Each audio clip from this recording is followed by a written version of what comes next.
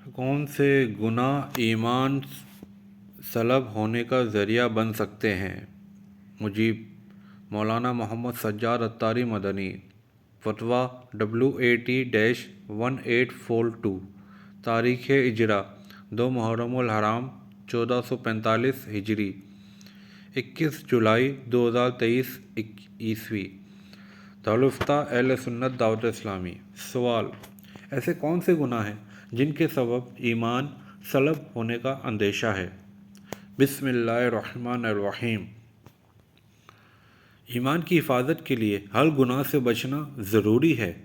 کوئی بھی گناہ معاذاللہ برے خاتمے کا سبب بن سکتا ہے، کیونکہ علماء کرام نے گناہوں کو کفر کا قاصد قرار دیا ہے کہ معاذاللہ گناہ کرتے کرتے دل اس قدر سخت اور اندھا ہو جاتا ہے کہ بندہ خیر و بھلائی اور رحمت سے محروم ہو کر بدبختی میں مبتلا ہو جاتا ہے اور بالآخر ایمان سے بھی ہاتھ دھو بیٹھتا ہے۔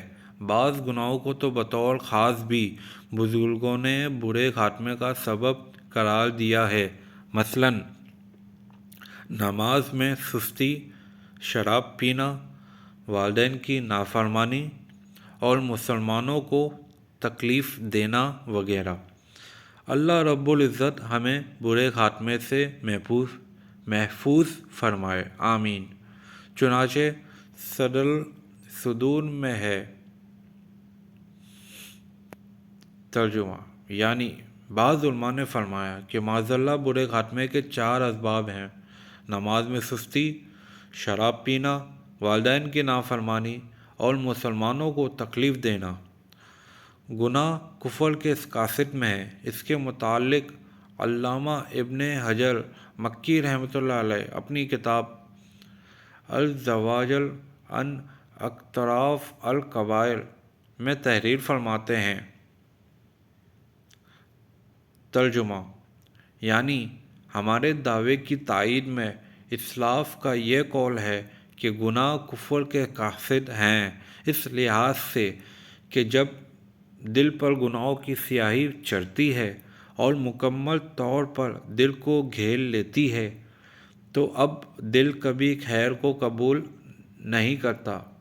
پھر اس کے بعد یہ شخص جو چاہتا ہے کہ گزرتا ہے اور جو پسند کرتا ہے اسی پر عمل کرتا ہے، اور اللہ پاک کے مقابل شیطان کو دوست بنا لیتا ہے اور شیطان اسے گمراہ کر دیتا ہے، بھٹکا دیتا ہے، جھوٹی امیدیں دلاتا ہے، یہاں تک کہ اس شخص کی طرف سے کفر سے کم کسی برائی پر راضی نہیں ہوتا۔ واللہ اعلم عز وجل ورسولہ اعلم، صلی اللہ علیہ وآلہ وسلم۔ صلوا علی الحبیب صلی اللہ علی محمد۔